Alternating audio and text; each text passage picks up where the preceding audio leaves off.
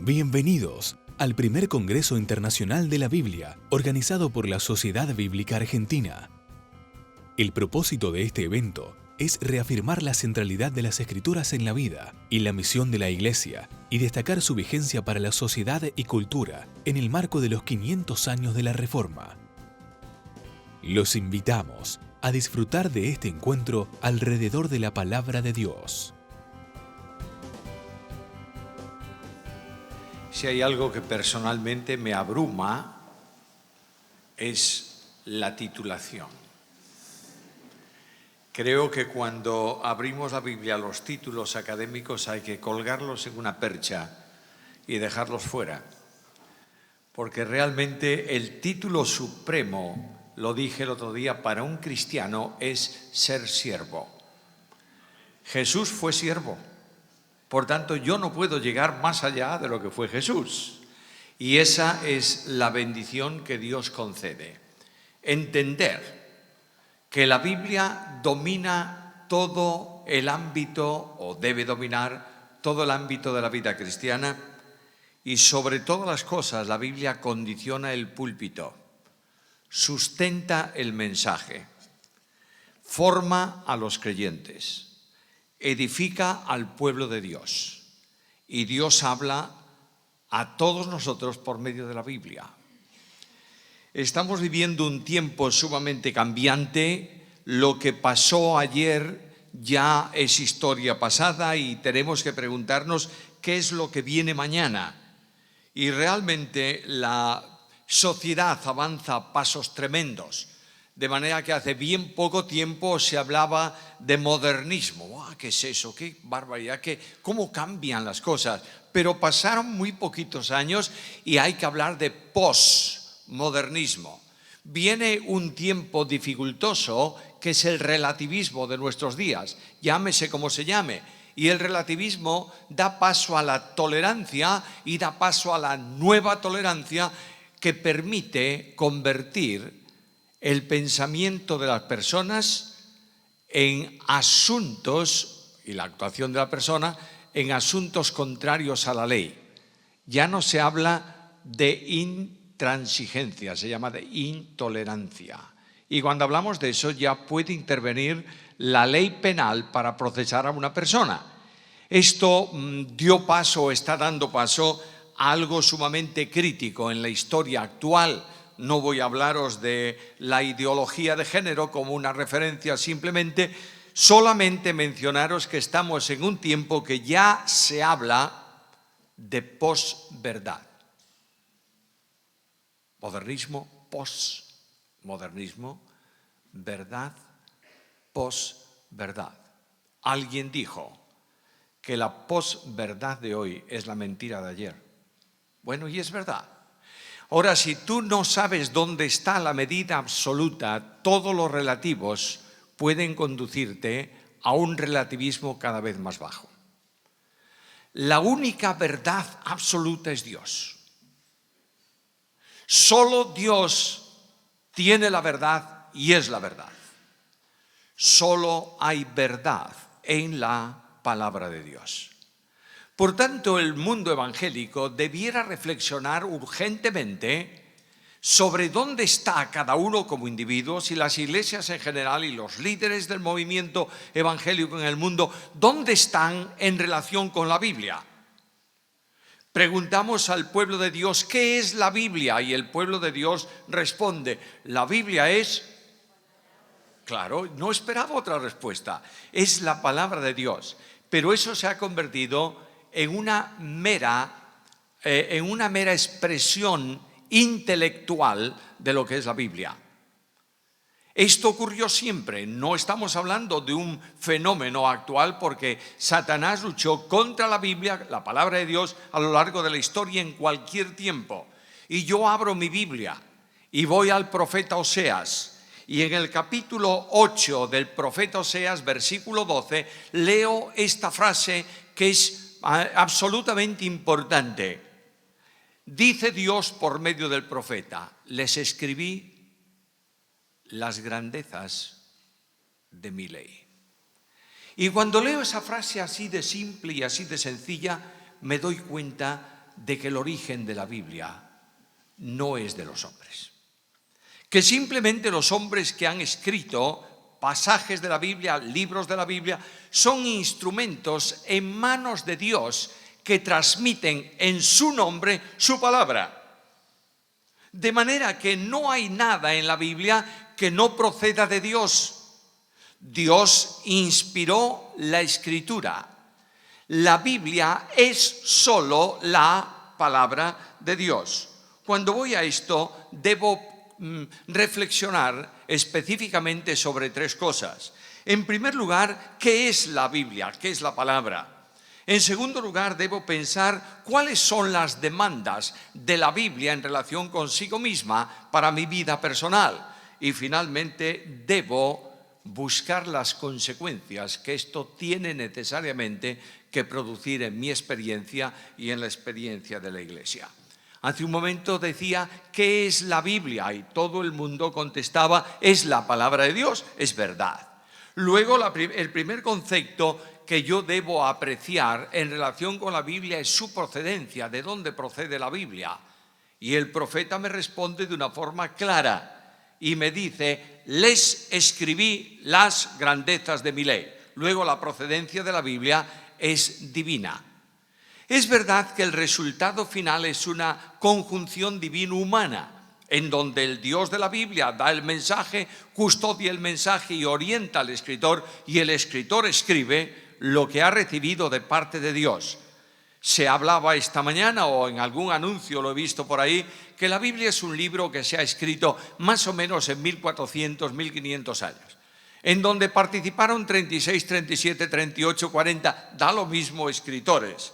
Algunos de ellos con un nivel cultural altísimo. Nadie puede olvidar que los primeros 5 libros de la Biblia salen de la pluma de un hombre que yo diría, contextualizándolo, licenciado en ciencias, en matemáticas, en geografía, en filosofía, en ejército, con nota brillante en la mejor universidad del mundo antiguo, que era Egipto. Y este es Moisés. Un poco más adelante te encuentras estrategas militares como Josué. Sigues avanzando y encuentras grandes pasajes poéticos con hombres de una enorme sensibilidad y un alto conocimiento. David, Salomón. Vienes al tiempo de los profetas.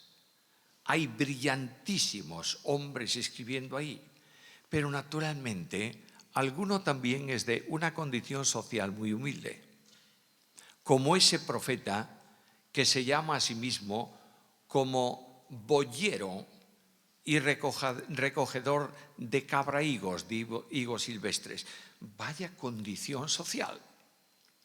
Pero toda la Biblia, en el Antiguo, y pasamos al Nuevo Testamento y ocurre lo mismo, los escritores primarios son gente bastante humilde, aunque no inculta, por favor, del mar de Galilea o del entorno de Galilea. Luego hay un rabino muy conocedor, brillante conocedor de las Escrituras, perseguidor de la Iglesia, y así podemos llegar y avanzar hasta el final. Pero lo que me sorprende, lo que sorprende a cualquiera que se aproxima a la Biblia, es que la Biblia, en el libro primero escrito, que probablemente fue el libro de Job, y el último libro del Nuevo Testamento, entre ambos no existe ningún tipo de contradicción. El mensaje es fluido. Es verdad que es una revelación progresiva. Es verdad que la revelación final del Nuevo Testamento es mucho más amplia que la que había o la que se escribe, la que se recoge en el libro de Job. Pero esta revelación progresiva no es contradictoria. Simplemente sobre las mismas verdades se hacen mayores dimensiones de precisión y de conocimiento para que nosotros finalmente tengamos en nuestras manos los 66 volúmenes de la Escritura que son de origen celestial. Dios habla en ellos.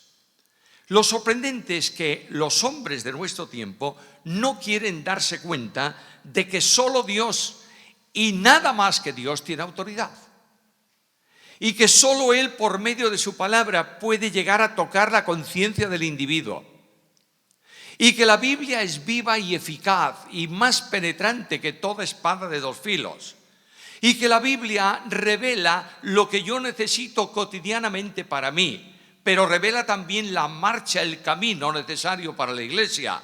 Revela el desarrollo conforme a Dios de la familia. Revela estructuras sociales que no han sido nadie capaz de superar en la historia de la humanidad. Me dice sobre todas las cosas algo muy importante. Me dice que Dios no está interesado en religión, que Dios está interesado en relación. Me dice que Dios está llamando a las personas a salvación, no importa en qué tiempo, para que todas ellas tengan en un encuentro personal con Cristo, el único Salvador de los hombres, tengan perdón de pecados y vida eterna. ¿Lo creéis o no? Vida eterna. ¿Te das cuenta que eso es una imposibilidad metafísica absoluta? La vida eterna es privativa y potestativa del único que es eterno. ¿Y quién es eterno? Dios. Ahora, ¿cómo yo, criatura limitada y temporal, puedo tener la vida eterna? Bueno, alguien me dice, creyendo en Cristo. Muy bien.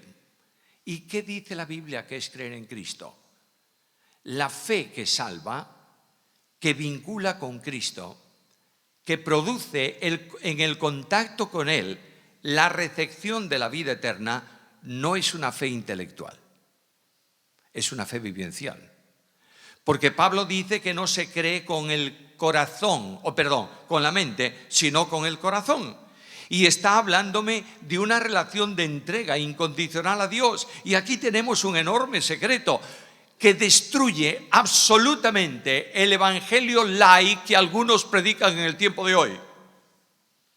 Ese evangelio que dice que Dios hizo una parte y tú tienes que hacer otra. Escúchame, por favor.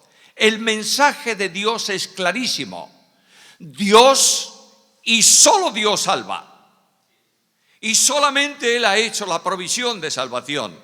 Y solamente Él planificó la salvación en la eternidad. Y solo Él la ejecutó en el tiempo. Y solo Él la otorga al hombre que por fe cree en Jesucristo y le confiere la condición de su hijo, miembro de su casa y familia. ¿Entiendes esto o no?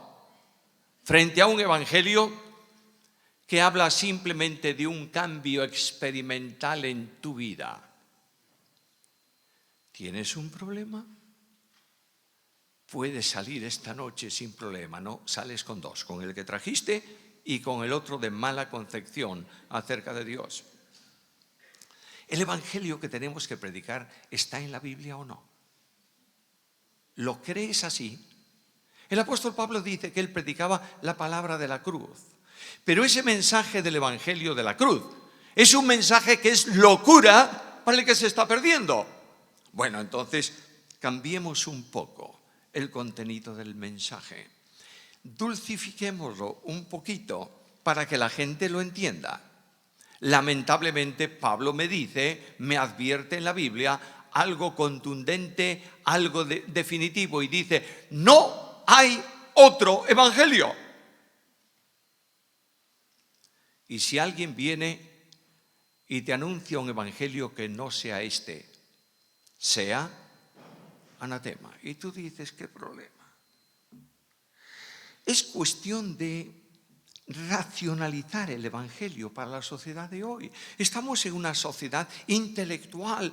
Racionalicemos el evangelio. Escúchame. Dios te manda predicar el evangelio. El problema de salvar las almas es suyo. ¿Lo entiendes o no? Bueno, algunos dicen es que claro, el Dios de la Biblia ha venido al encuentro del hombre para salvación porque el hombre pecó y se perdía. Oh, qué necedad más grande. El Dios de la Biblia nunca actúa por condiciones o por condicionantes, porque es soberano y es libre.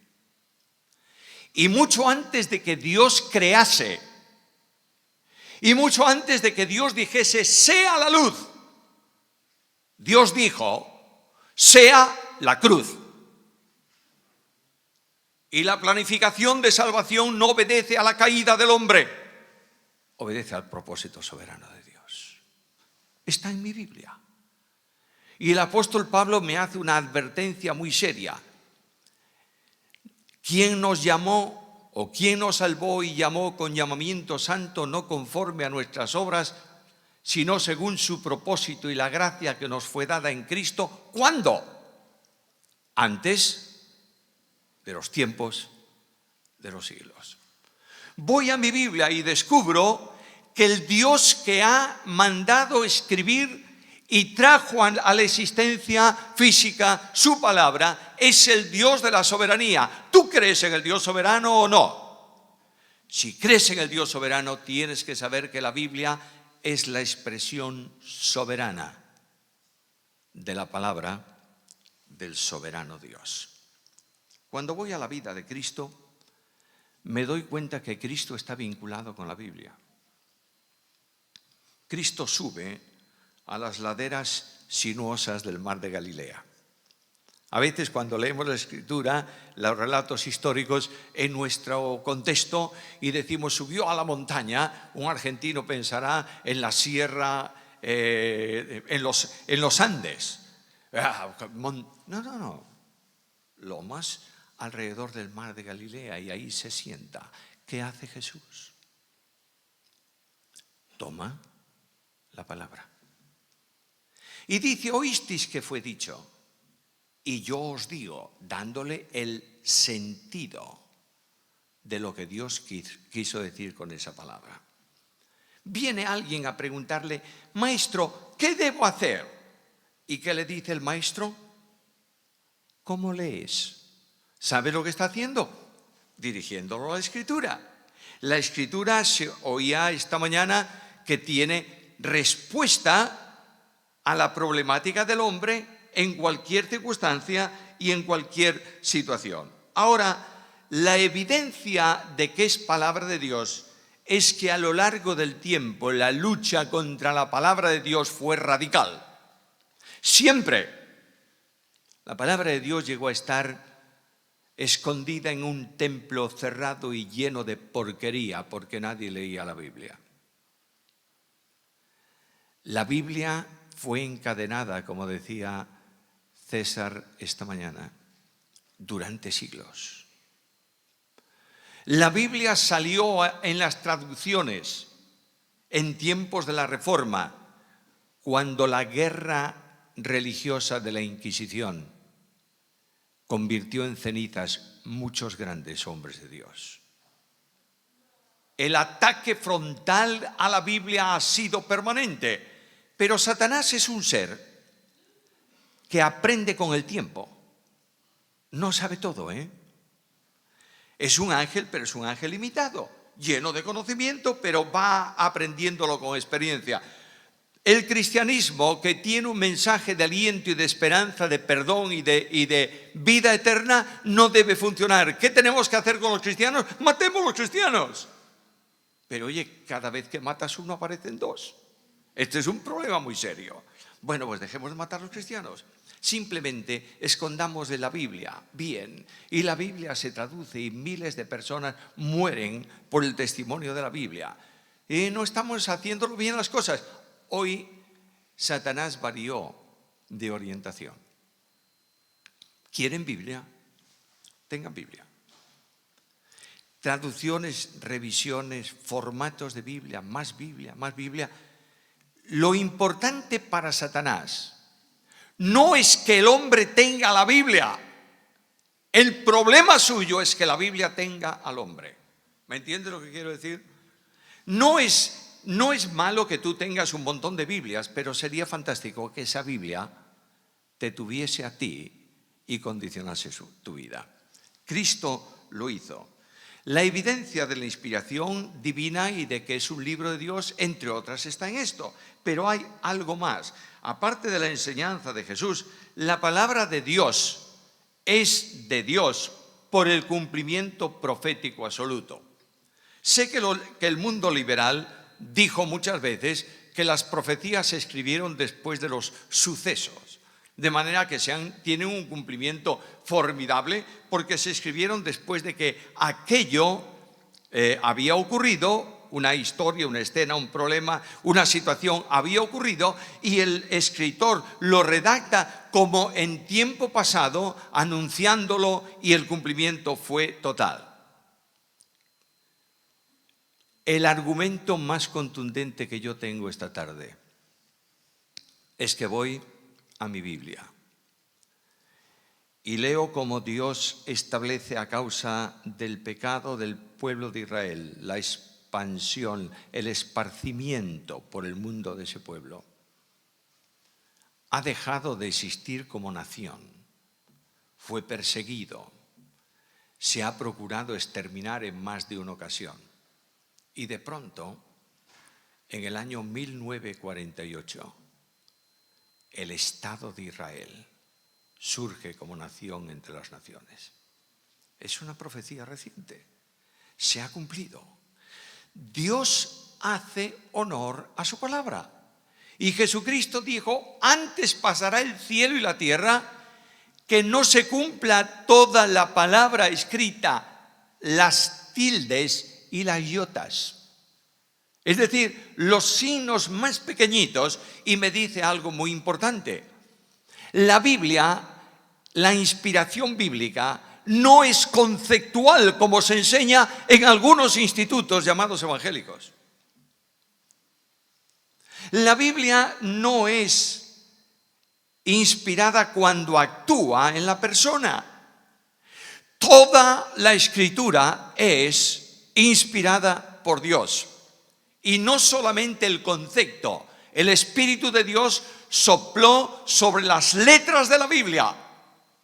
De ahí que Pablo le diga a Timoteo: desde la niñez has sabido las sagradas escrituras.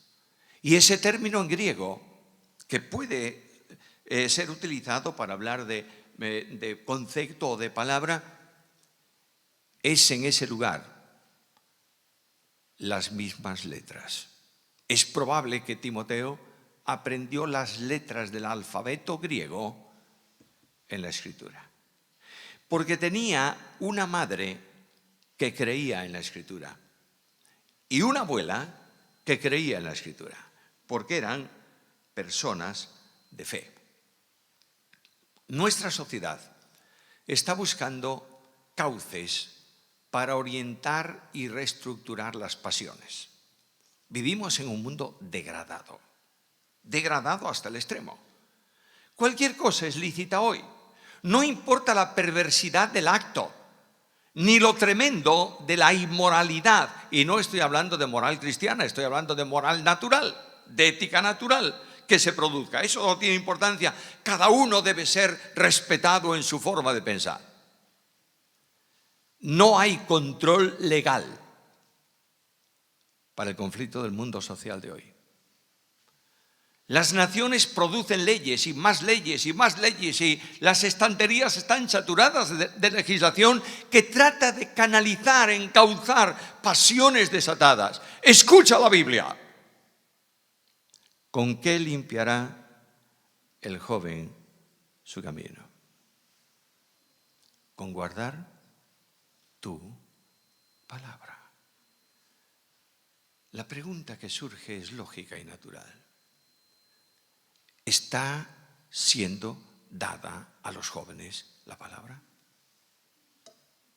Y no estoy hablando de los jóvenes que entre los evangélicos llamamos del mundo. A veces el mundo está aquí adentro y no está allá afuera, pero no estoy hablando de eso. Ahí tenemos un pastor de jóvenes en la iglesia que al principio de todo, de su actuación, de su ministerio pastoral, decía: bueno, a los jóvenes hay que darle más entretenimiento y menos Biblia. ¿Cómo? ¿Cómo es eso? Y naturalmente tuvo que invertir esa valoración.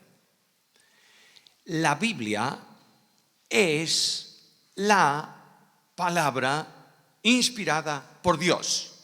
Y como palabra inspirada por Dios es útil para enseñar, para redarguir, para corregir, para instruir en justicia. Mi querido líder de iglesia, pastor de iglesia, maestro de una facultad de teología, Biblia, solo Biblia, nada más que Biblia. Y mientras el pueblo de Dios no retorne a la Biblia, tendremos niños en Cristo que llenan las iglesias y son arrastrados fácilmente de un sitio para otro por todo viento de doctrina. Debo abandonar el primer punto, porque tenemos que ir terminando. Segundo, si creemos que la Biblia es toda la Biblia, la palabra de Dios, si creemos que es así, entonces debemos preguntarnos a la luz de la Biblia, ¿qué es la demanda de Dios en su palabra para nosotros hoy? Y yo abro mi Biblia, ¿por qué no hacerlo? Leamos segunda carta a Timoteo, el último escrito de Pablo. Segunda carta a Timoteo, capítulo 4, versículos 1 y 2. Escucha estas palabras. Te encarezco. Es un ruego del más alto valor. Esa palabra significa que no hay posibilidad de considerarla de bajo nivel. Te encarezco delante de Dios y del Señor Jesucristo, que juzgará a los vivos y a los muertos en su manifestación y reino. Permíteme decirte algo. Pablo está poniendo bajo juramento a Timoteo. De otra manera, te conjuro por Dios, lo que tú me vas a responder, la acción que vas a tomar, constituye para ti un juramento hecho delante de Dios. Que prediques la palabra. No le dice otra cosa. Timoteo, en tu ministerio pastoral, evangelístico, de maestro, tienes que predicar la palabra. Y lo dice el gran predicador de la palabra. ¿Recordáis que cuando el apóstol se despide de la iglesia de Éfeso en la playa en Mileto, qué le dice?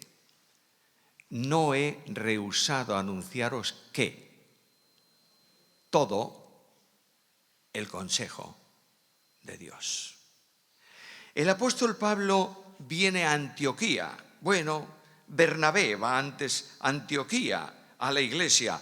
Llega allí Bernabé y se encuentra con una iglesia que ha crecido, pero necesita mucha Biblia, mucha doctrina, mucha formación, porque son gente que han sido alcanzados para Cristo por el testimonio de cristianos sencillos que hablaron a los griegos de Jesús. Bien, lo primero que ocurre y que me sorprende tremendamente a la luz de mi Biblia, por lo menos de mi Biblia, es que cuando Bernabé llega a ese lugar, no dice, alto un momento, todo el mundo quieto, vamos a reproducir aquí la iglesia de Jerusalén, señores. Es la única forma de funcionar, la forma de culto, la forma de reunión. La iglesia, esto no puede ser, esta forma de reunirse aquí no vale. No hizo eso. Lo primero que dijo es, qué maravilla. ¿Esta es la manifestación de la gracia de Dios? De modo que yo tengo que trabajar con este grupo porque Dios en su gracia los ha alcanzado. Ahora, ¿qué necesita esta gente? Primero, exhortarles ¿a qué? A que sean serios, rígidos, rectos, disciplinados, de una forma de vestir. No. A que permanezcan fieles a Jesús. ¿Y esta gente necesita ser instruida o no? Claro. Muy bien. Vamos a buscar al mejor maestro, Bernabé. Te vas a perder el liderazgo absoluto de la iglesia. ¿Cómo vas a buscar a alguien que es más que tú? Pero Bernabé está entusiasmado de Cristo y de su gracia. Y él va a buscar a Tarso hasta que encuentra a Saulo. Hay dos direcciones en la Biblia muy curiosas. Una, aquella dirección que el ángel le dio a Cornelio para que fuese a buscar a Pedro, no tenía pérdida ninguna. Vete a Jope y busca a Simón Pedro, casa de Simón el curtidor, paseo del mar, Jope, dirección postal, no tiene pérdida ninguna. Pero ¿dónde está Saulo? En Tarso. Y el texto de Lucas dice que lo fue y lo buscó y lo encontró. Seguramente que hubo un tiempo de convencer a Pablo. Y ahí vienen los dos a la iglesia. ¿Qué hicieron durante un año? Enseñaron la Biblia. No te extrañes que de esta iglesia salga el primer equipo misionero para Europa. Porque indudablemente estos dos colosos de la obra enseñaron a mucha gente. La enseñanza bíblica no es el entretenimiento congregacional del domingo. En nuestros días, la Biblia se toma como pretexto para iniciar el sermón dominical, sermón entre comillas, dominical. Después el predicador habla de cualquier cosa menos de lo que ha leído y exhorta a que todos dejen sus cargas y salgan contentos porque vosotros podéis. ¿Lo oíste alguna vez o no?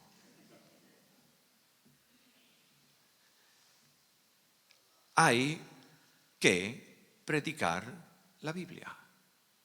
Porque es Dios por medio de la Biblia que va a hablar a los creyentes sentados en la congregación.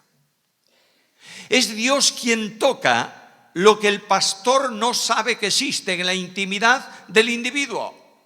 Es Dios quien redarguye, es Dios quien reprende, es Dios quien exhorta por medio de una predicación bíblica. Hermanos míos amados, en el 500 aniversario de la Reforma, yo quiero llamaros esta tarde en el nombre del Señor que volváis a la Biblia, por favor. A los pastores de las iglesias desterrar la idea absurda de que el mundo de hoy necesita un mensaje menos teológico. Si tú no predicas la Biblia, Dios no habla a la iglesia. Y Dios no bendice tu palabra, bendice la suya. En segundo lugar, el que predica la Biblia necesita interpretar la Biblia. Bueno, la Biblia, como cualquier libro, necesita ser interpretado. Si yo pregunto hoy a este auditorio tan numeroso y le digo, ¿cuántos de vosotros leísteis el Quijote? Abre el Quijote. Bueno, yo tenía una mujer catedrático de Derecho Mercantil, entusiasmada con la literatura clásica. Un día, cuando salía del aula, me dice, oye, ¿tú leíste el Quijote? Y yo le dije, claro, ¿cómo no iba a leer el Quijote? En bachillerato me obligaron a leer el Quijote. Y dice, no, así no. ¿Tú leíste el Quijote de mutuo propio, contento? Me dije, pues no. Me dijo, ¿y tú tienes el Quijote? Sí, está en la biblioteca. Bien.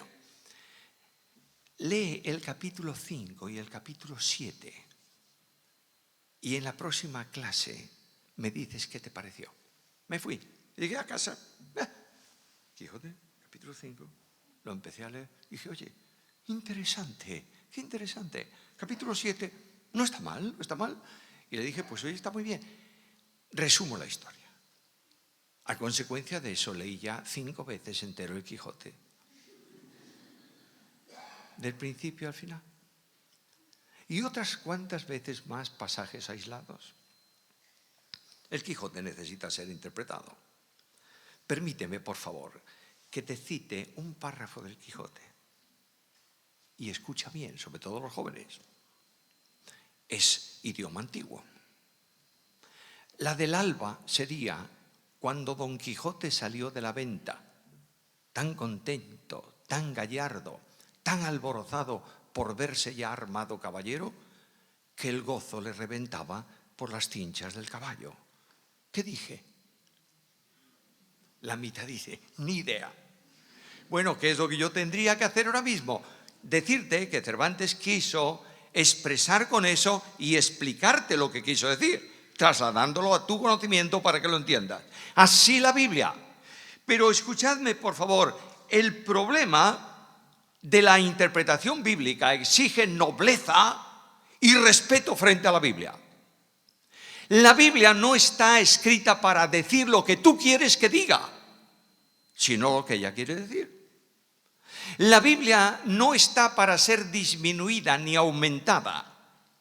Es decir, en los tiempos de Cristo había quienes disminuían de la Biblia, los saduceos, solamente una parte, y ángeles no. Bueno, ¿y por qué los ángeles no? No, porque eso es un problema, ángeles nada. Y resurrección tampoco, eso no hace falta. Disminuyendo la Biblia, de modo que estaban cortando revelación divina, ¿verdad?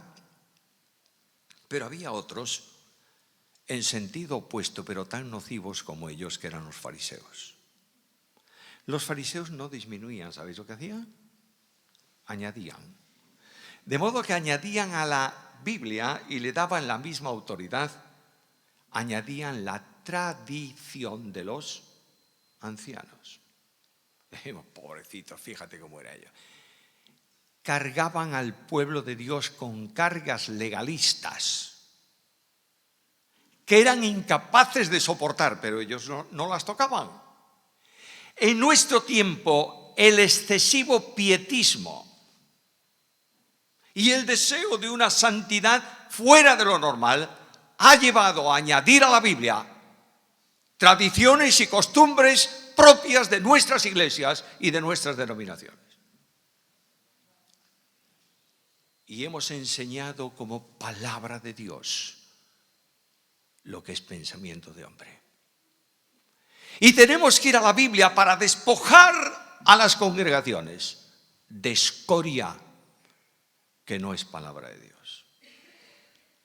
Porque solo la palabra de Dios es poderosa para que un niño venga con gusto al culto, para que un joven tenga una vida sonriente, para que los viejos no estén acordándose del pasado permanentemente, porque la iglesia mejor no es la del pasado, es la actual y la del futuro. Y tenemos que marchar en esta dinámica, porque esta es la interpretación clara de la Biblia. Pero para eso, indudablemente, tenemos que preparar gente que interprete correctamente la Biblia. Hay una corriente por ahí que niega la inerrancia bíblica, en mayor o en menor grado. Lo diría de esta manera: están en nuestras iglesias, y en nuestras instituciones académicas. Y dicen, la Biblia es inspirada, pero el autor humano ha tenido ciertos errores numéricos o históricos que son evidentes. Si tú quitas una coma a la inspiración, has abierto el camino de cortar y sectorizar la Biblia. La Biblia entera es la palabra de Dios y esa Biblia marcará distinciones en los creyentes. Ahora, interpretar la Biblia no podemos añadir, no podemos quitar, pero escucha. El sector liberal ha acuñado una frase que funciona todavía. Hace muy poco tiempo lo leí en una revista evangélica, no voy a deciros de qué sector, que dice: hemos de mantener clara la distinción entre el Jesús de la historia y el Jesús de la fe. ¿Sabes lo que significa eso? Significa que los detalles que tenemos en los evangelios sobre la vida de Jesús, muchos de ellos nunca han ocurrido. Simplemente la Iglesia, para informar de lo que significa el poder de Cristo sobre los demonios, inventó la historia del endemoniado de Gadara, pero eso no existió nunca. Que la historia real no es que Cristo estaba en el medio del mar, es que estaba en la costa metido en el agua y los discípulos estaban despistados de dónde estaban debido al temporal. No te voy a poner más ejemplos. Escúchame, por favor. El Jesús de la historia es el Jesús de la fe y el Jesús de la fe es el Jesús de la historia. Y si tú haces una distinción mínima, estás rebajando la gloriosa persona de Emmanuel, Dios con nosotros. Hay otro problema, el problema de la interpretación subjetiva. ¿Qué quiero decir con esto? Bueno, es la favorita de muchos hoy. Escucha, te lo voy a decir en una sola frase. Dios me ha hablado. Bueno, y a mí también. El Espíritu Santo habla y dialoga con nuestro espíritu. Pero que yo sepa lo que el Espíritu Santo dice a nuestro espíritu es solo una cosa. Tú eres un hijo de Dios. Ahora sube el predicador al púlpito y dice a la congregación: hermanos, esta noche Dios me ha revelado. Y comienza a hablar de una revelación que no se sustenta en la Biblia. Pero como Dios le habló, tiene autoridad. Mentiroso. Impío. Infame. No hay nada que Dios pueda decirte hoy al margen de la Biblia. Dios no revela nada de lo que ha escrito y ha revelado nuevo. Por tanto, lo que tenemos es que desechar esa interpretación de los falsamente llamados apóstoles de nuestros días, que no tienen ningún tipo de autoridad, porque no descansa su teología en la Biblia. Cuando viene un hermano, a veces vienen hermanos encantadores, al final de la reunión, me dice: pastor, tuve un sueño esta noche. Y yo digo: uy, madre mía. Ya de principio le digo: mira, yo no soy intérprete de sueños, y ahí viene y me cuenta el sueño. Yo soñé que estaremos un día delante de un mar verde hermosísimo. Digo: claro. Esta noche, cuando dormías, el subconsciente te recordó un pasaje de Apocalipsis. Ahora, si viene otro y me dice: es que yo creo que Dios va a poner a unos en el cielo A y a otros en el cielo B. Estoy diciendo una suposición. Soñé esto. Le digo: oye, ¿tú qué cenaste anoche? Porque se nota que has comido demasiado y la digestión no te dejó la mente tranquila. Escúchame, por favor, con la autoridad de Dios quiero decírtelo con toda claridad, aunque sea lo último que diga en este congreso y en mi vida de ministerio. Vuelve a la Biblia. Recupera la Biblia. Y barre del púlpito de la iglesia todo aquello que no sea de acuerdo con la Biblia. Dios exige formar maestros. ¿Para qué? Para que no haya niños.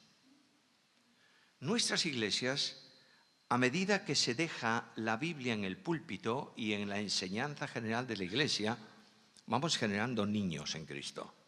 El apóstol Pablo, cuando escribe la carta a los Efesios, la carta magna de la iglesia, cuando escribe esa carta, el apóstol Pablo habla y dice que Dios dio a la iglesia dones para edificación y crecimiento. Dio ciertamente profetas y apóstoles, primeramente para escribir la Biblia y revelar en completo la doctrina bíblica, y después dice: y dio evangelistas, pastores y maestros.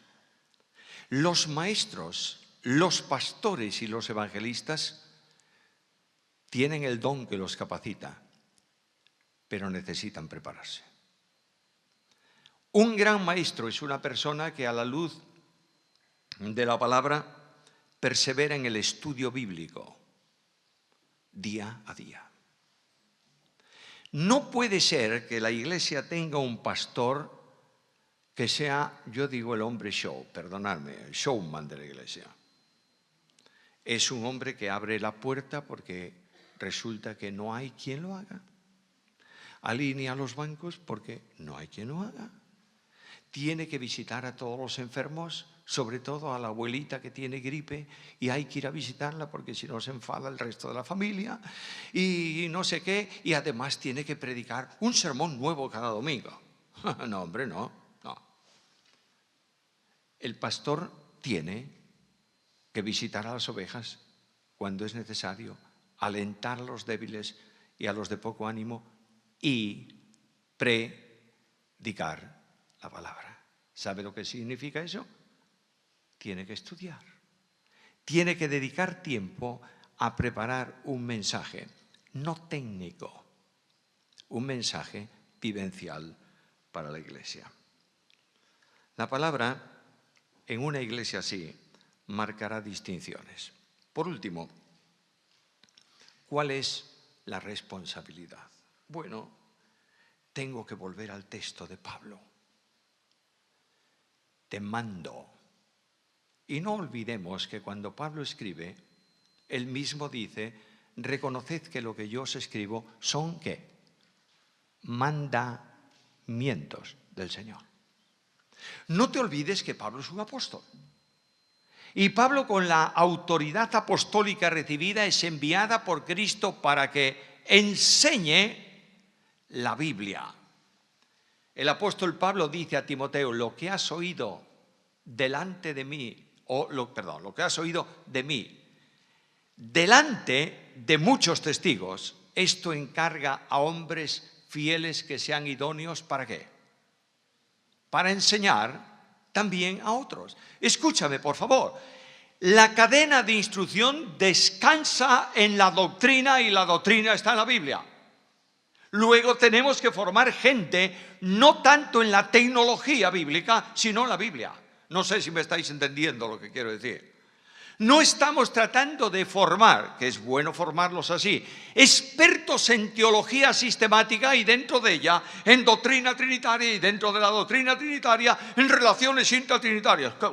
¡Qué genio de la teología! No es eso. Necesitas conocer toda la palabra de Dios. Y necesitas descalzarte, simbólicamente hablando, cada vez que te aproximes a ella.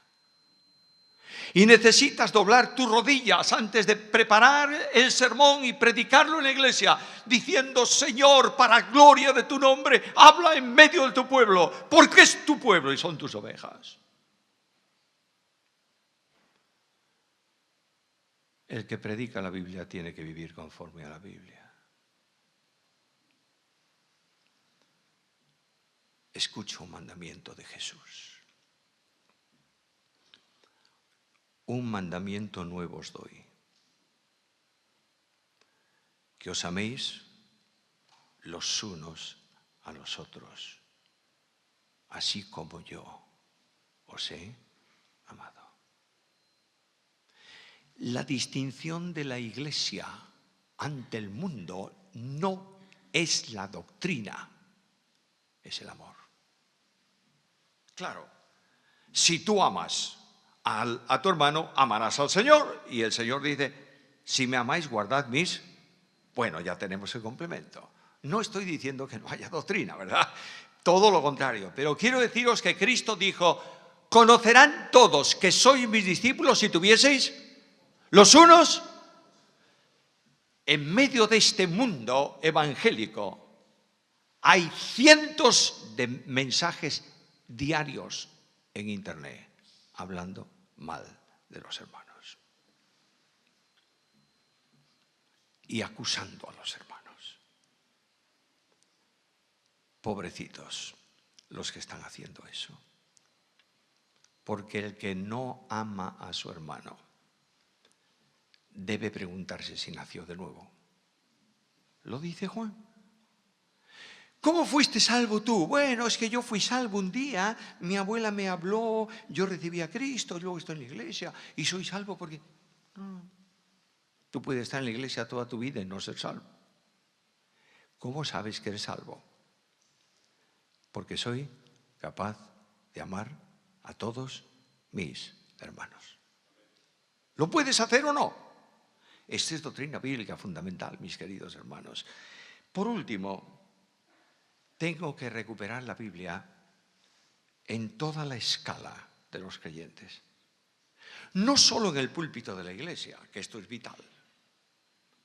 Tengo que recuperar la Biblia en los hogares cristianos. Lo que se llamaba el culto familiar. Hoy no se puede tener porque, claro, mi mujer entra a las 8 de la mañana al trabajo y yo entro a las 7 de la mañana y ella viene a las 4, el otro viene a las 6, los niños no están... Sí. Cuando hay un Argentina-Brasil, 7 de la tarde, por ejemplo, ¿tienes tiempo para verlo o no? Hay que establecer una escala de valores. Y hay algo que es supremo, y es preguntarle al Padre del cielo, ¿qué quieres decir a la familia hoy? Habla. Te escuchamos. Iglesias con bancos llenos de Biblias y creyentes que no tienen la Biblia en casa. Tengo que recuperar la Biblia en el individuo. Que tú sientas la necesidad de abrir la Biblia todos los días a solas con Dios, para que Él tenga una conversación contigo. Es una asignatura pendiente en mi vida. Quiero hacer esta confesión. ¿Cómo? ¿Tú no dedicas tiempo a la Biblia? Sí. ¿Mucho? Bueno, creo que bastante. ¿Cuánto tiempo más o menos? Me preguntaban hace poco tiempo, a mi esposa le preguntaban, ¿cuánto tiempo dedica Samuel a la Biblia? Ella dice, pues mira, más o menos unas 6 como mínimo horas diarias. ¿Es verdad? Es verdad. Pero escucha, dedico 6 horas a la Biblia porque tengo que escribir un comentario. Porque tengo que preparar una conferencia. Porque tengo que escribir un artículo. Porque tengo que... No es eso el tiempo. Es venir a la presencia de mi Señor cada día, sin prisa, y decirle, habla. Tu siervo oye. Tengo que recuperar la Biblia. Y solo cuando la obra evangélica argentina recupere la Biblia, Dios bendecirá la obra evangélica.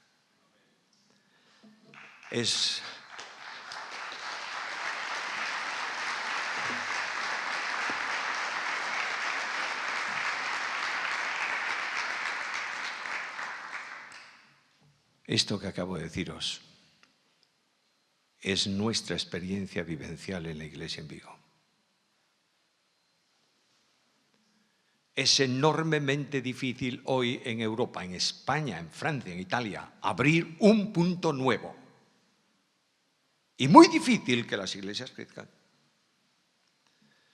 Y frente a esta situación,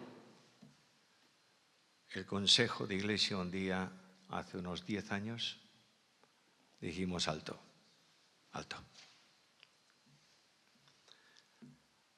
Asentémonos en 2 pilares fundamentales: oración y Biblia. Costó al principio arrancar, el carro chirriaba, ¿sabes por qué? Porque no tenía grasa. Y fue rodando, y fue rodando. 8 puntos nuevos establecidos en 10 años. Y no vamos a una ciudad ni a un pueblo, para plantar una obra nueva si hay otra iglesia, no importa cómo se llame, que está trabajando ahí. No.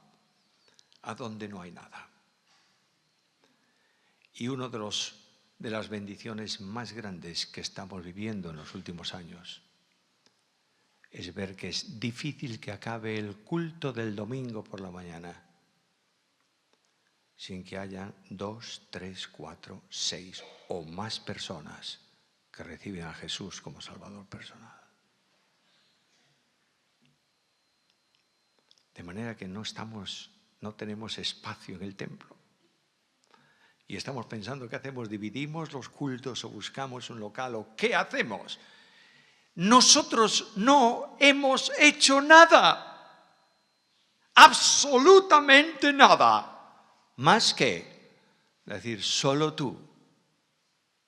En dependencia y en voz. Y Dios hace su obra. Nosotros no podemos hacer. Que el Dios de la gracia despierte de este congreso hombres y mujeres que vuelven a la Biblia. Y que un día, cuando se escriba la obra evangélica de Argentina de los últimos años, haya un párrafo que diga que el gran avivamiento espiritual que se produjo en la nación argentina fue cuando en el Congreso de las Sociedades Internacional de las Sociedades Bíblicas el pueblo de Dios dijo: tu palabra, solo tu palabra, nada más que tu palabra.